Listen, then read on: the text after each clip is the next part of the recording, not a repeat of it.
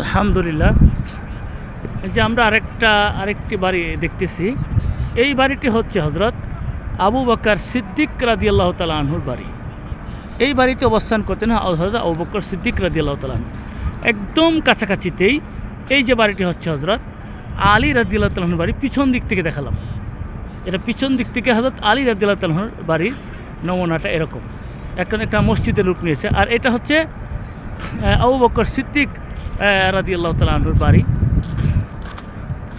কাছে গিয়ে আপনাদেরকে বিষয়টা দেখানোর চেষ্টা করবো। আলহামদুলিল্লাহ, যারা আল মারিফাতে লেখা একাডেমিতে জড়িত তারা সহজেই আরেকবার যদি কেউ এখানে আসেন, মক্কা মুকাররমায় আসেন, মসজিদ নববীতে আসেন, তাহলে এগুলো সহজেই চিনতে পারবেন। আর এগুলো তো আমাদের মনের আকর্ষণ, এগুলো তো আমাদের আবেগ, যে এই বড় বড় সাহাবায়ে কেরাম ওনারা কোথায় থেকেছেন। এই বাড়িটি অত্যন্ত ছোট, অনেক ছোট একটা বাড়ি। মানে আবু বকর সিদ্দিক রাদিয়াল্লাহু তাআলা আসলে আমরা জানি যে তার অর্থনৈতিক অবস্থা সেরকম ছিল না, তিনি খুব ছোট পরিসরে থাকতেন। বাড়িটি অত্যন্ত ছোট পরিসরে, এই মসজিদটা মাত্র একটা গম্বুজ ভিতরে দেখা যায় আর একটা মিনারা, এই দুটার ভিতরেই তার বাড়িটা সীমিত। একটু দেখানোর চেষ্টা করি যে কিভাবে লেখা আছে তার বাড়ির গেটে, কিভাবে তার নামটা লেখা আছে। এই যে আমরা দেখতে পারি এখানে, এই যে দেখেন, হাযা মসজিদু সাইয়্যিদুনা আবু বকরিন রাদিয়াল্লাহু তাআলা আনহু as-সিদ্দিক রাদিয়াল্লাহু তাআলা আনহু।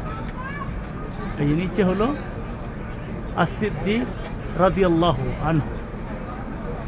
এই যে বাড়িটা, এটা হযরত আবু বকর সিদ্দিক রাদিয়াল্লাহু তাআলা আনহুর বাড়ির যে নমুনা এটা ছিল। এই বাড়িতে হযরত আবু বকর সিদ্দিক রাদিয়াল্লাহু তাআলা মা আয়েশা সহ সবাইকে নিয়ে এখানে অবস্থান করতেন, এখানেই থাকতেন। এটাও এখন একটা মসজিদের মতো হয়ে আছে। এখানে ভিতরে গেলে নামাজ পড়া যায়, দু রাকাত করে নামাজ পড়া যায়।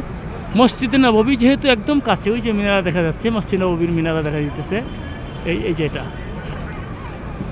কাছেই এই মসজিদ, এই যে মসজিদ নববী দিক থেকে আরও কাছে, এটা মসজিদে নববী।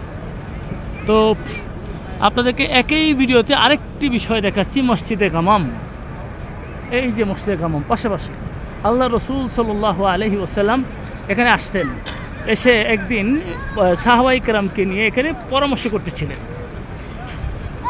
এটা হয়তো অনেকবারই হয়েছে বিষয়টা। আবু বকর সিদ্দিক রাদিয়াল্লাহু তাআলা আনহু, আলী রাদিয়াল্লাহু তাআলা আনহু, আমি কিছুক্ষণ পরে আপনাকে ওমর রাদিয়াল্লাহু আনহুর বাড়িটাও দেখাবো। এই বাড়িতে এসে সাহাবায়ে কেরামকে নিয়ে পরামর্শ করতেছিলেন। তো আকাশের মেঘমালা এসে তাদেরকে উপরে ছায়া দিল। যেহেতু আরবের মধ্যে এই যে এখনও খোলা, সব কিছু খোলা, সব খোলা আকাশ, এখানে তো এখন তো কত আধুনিক সময়, তারপরও এই অবস্থা। আর তখন তো একদম খোলা ছিল, সাহাবায়ে কেরামকে নিয়ে এখানে পরামর্শ করতেন। ওই সময় মেঘমালা এসে তাদের উপরে ছায়া দিয়েছিল। এখানেও ভিতরে গিয়ে নামাজ পড়া যায়, তাই মসজিদের নাম মসজিদে গামাম। মসজিদে গামাম মানে মেঘমালার মসজিদ, আল মসজিদুল গামাম। গামাম মানে মেঘমালা, এটা প্রসিদ্ধ।